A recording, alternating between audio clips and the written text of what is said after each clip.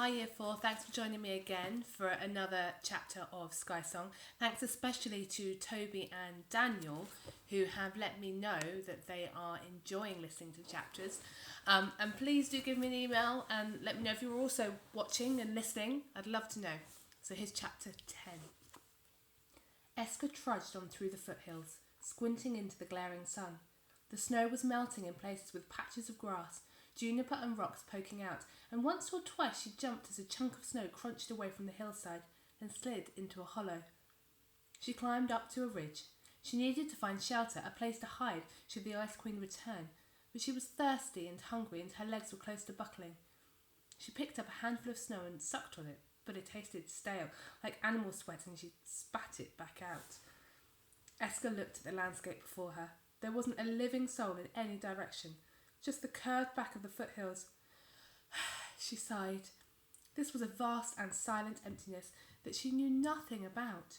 She thought of what Flint might do, and he moved quickly and spoke quickly, but Esker did none of these things, and she felt tears prick the back of her eyes as she remembered his words to her on the sled. You don't know anything. And he was right. Flint was a part of the wilderness. He understood it. But as Esker gazed upon it, she felt that it could swallow her whole. She sat down on a rock, pulled her hood up against the wind and closed her eyes. She was an outcast whichever way she turned, and yet there had been that moment with the eagle on the hillside. Somehow things had felt, for a fleeting second, almost familiar. Esker's eyes sprang open as a noise, a high-pitched cry, sounded from further across the hills. The cry came again, splitting through the wind, but when Esker threw back her hood, she saw only the snow-covered hills. She scrunched up her eyes and scanned the foothills. And what was it that she saw? The eagle gliding above the ridges, a dark streak against the dark blue sky. Esker watched the bird for a few seconds. Perhaps it was hunting for mice or marmots. Flint had said as much back on his sled, but as she looked on, Esker began to wonder whether that was really what the eagle was doing. It didn't dive down to catch any prey, but it didn't sail off into the distance either. It soared between the hills, back and forth, as perhaps if maybe it was waiting for something. Esker looked around. Perhaps it was waiting for another eagle, but no more birds appeared, and as the eagle cried again, Esker thought of Flint's words. There is a bond between animal and the tribes out here. Her breath fluttered. Was the eagle helping her in return for saving it from the trap? Esker stood up, and because she had no bond with any person or any place, she found herself walking over to the hills and that eagle. She was hungry still, and her legs ached more than ever, but something about the bird made her want to follow it, and as Esker crested yet another hill, her heart leapt. Before her lay a valley, and in it was a wide meandering river folded on both sides by hills. There was a small forest wrapped around one of the hills to her left, and beyond, where the river narrowed further up the valley into the ravine, she saw the landscape rise into jagged peaks. The start of the Nevercliffs, possibly, where Flint and said the Feather tribe lay hidden. Maybe they would offer her protection. Maybe they would be more welcoming than the Fur tribe, and she'd be able to find a way to work with them to defeat the Ice Queen. It wasn't much of a plan, but it was all she had, though if she was going to make the journey to find them, she needed to learn to hunt and to build shelters first. Esker skidded down the hillside, boots slipping on loose stones and snow, until she came to the river. She knelt beside it, cupping hands into the water where the ice had melted, and gulped the liquid down. It was cool and fresh, like drinking the wind, and when the ripples stilled, Esker saw all the reds, greens and blues of the rocks on the riverbed. Suddenly the landscape didn't seem as white and despair as it had before, and the eagle cried again above her. She had been following it now for at least an hour, and it seemed to do that every time she stopped to catch her breath, and Esker couldn't help feeling or hoping that it was trying to lead her somewhere.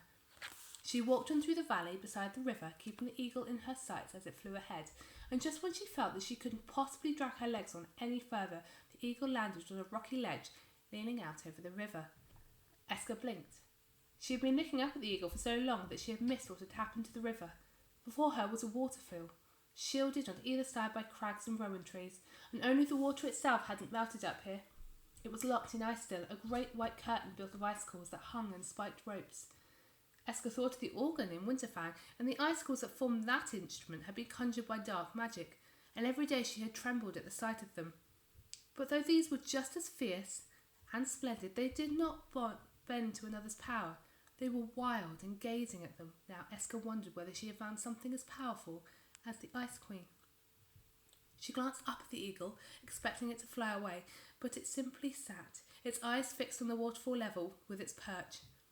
Eska looked again, and at the rocks either side, capped with polished ice, and at the jagged blue tips of the icicles hanging down. It was so quiet, this waterfall, but Eska sensed it was holding its breath. One day soon, as the days stretched out and the melting began, it would roar. And as she was thinking of the rush and the pound of the water to come, she found herself squinting at the frozen spirals, looking deeper and harder than she had before.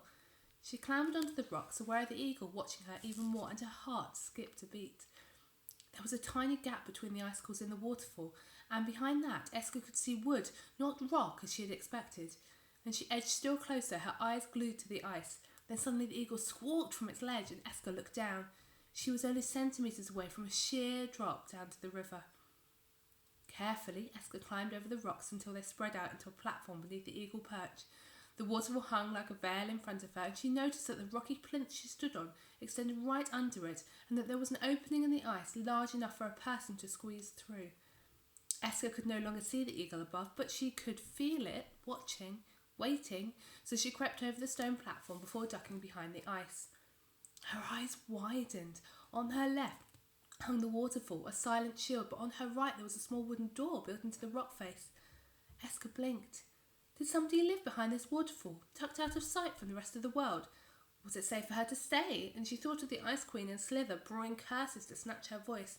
She needed shelter. She stretched out her hand and knocked on the door. Silence. She knocked again, a little louder this time, but still no one answered. And then Eska reached for the handle, a piece of wood carved into a half moon, and turned it. The door creaked open, and as the light spilled in, a smile spread across Eska's face. Nestled in the rocky chamber in front of her was a table laden with wooden bowls and spoons boxed in by several chairs. There was a stove cut into the rock too, and beyond that 2 beds draped with furs. Eska gasped. Someone had even chiselled a little tunnel into the right-hand side of the rock, and a pane of glass had been fitted at the end.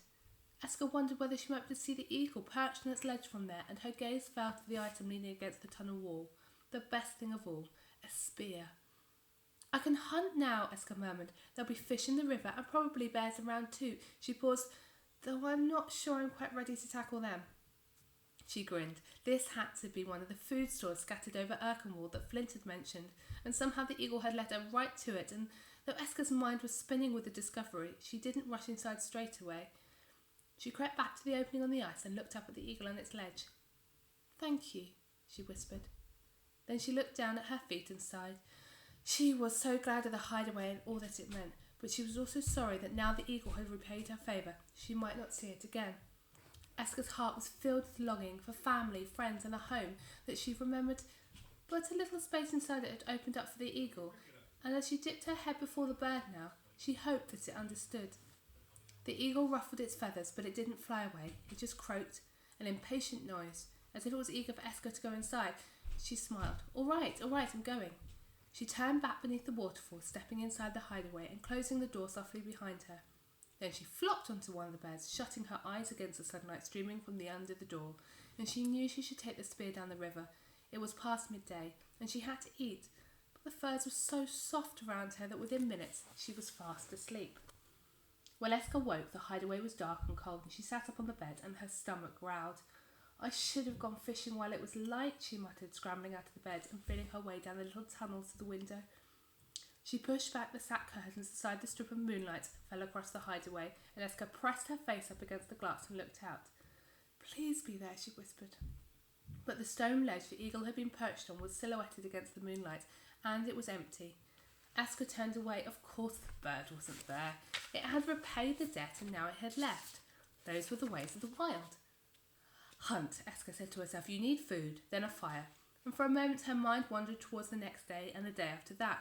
What was she doing really? What was her plan? Find the feather tribe when not even the Ice Queen with all her dark magic could root them out? Use her voice to free prisoners at Winterfell when she didn't even understand its power and she knew the Ice Queen now had plans to steal it from her?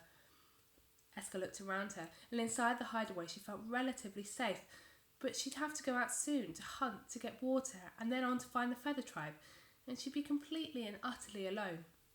The task ahead loomed large, but after a few minutes, Eska shook herself. There's no time for that kind of thinking. I need to work out how to survive out here first. Then I can think about what happens next. She grabbed the spear. It had been carved from a caribou antler, and the end was tipped with a slice of flint bound with animal signing. Gripping it hard, she opened the door and screamed. There was a dark, round shape just in front of her on the rocks, and for a second, Eska was rooted to the ground with fear. And then the shape hissed and grew, two large wings flapped open, and the eagle hurried to the opening in the waterfall before launching up into the sky. It landed seconds later on its ledge, and Eska breathed out and laughed. You scared me, she said as she was crouched in the opening between the rock and the waterfall. And then Eska was silent for a moment as she realised that the eagle wasn't just perched on a slab of stone. There was a large bundle of sticks on the ledge, and the bird was settled inside them. Eska gasped. Those sticks were a nest. This was the eagle's home. I thought you'd gone, Eska said. Most people seem to go after they've met me. The eagle yapped as if to disagree. Then it shifted its weight, and Eska watched. The bird was trying to tell her something. She could feel it, but she couldn't read its sounds and signals. Then she happened to look behind her at what the eagle had been when she opened the hideaway door, and there, laid out on the rock, was a bird as white as milk. A ptarmigan, Eska breathed. And then she blinked in surprise. The bird's name had come to her just like that, as if she'd always known it, and somehow she knew instinctively that she could use the ptarmigan's feathers to fetch arrows before roasting its meat. Eska stayed very still. Were these memories stirring? Fragments of her past hovering closer, but when several minutes passed and nothing more came to her, Eska picked up the bird and glanced at the eagle. You caught this for me, didn't you? And the eagle yapped again, and Eska dipped her head. Hunting for fish could start tomorrow because now she had food and shelter for the night, and she stole back inside the hideaway and lit the stove. And though there was an ice queen on the move, stealing her voice, and a wilderness beyond the waterfall that seemed to shake the night air, Eska smiled. She wasn't alone now. She had an eagle, a friend, on her side.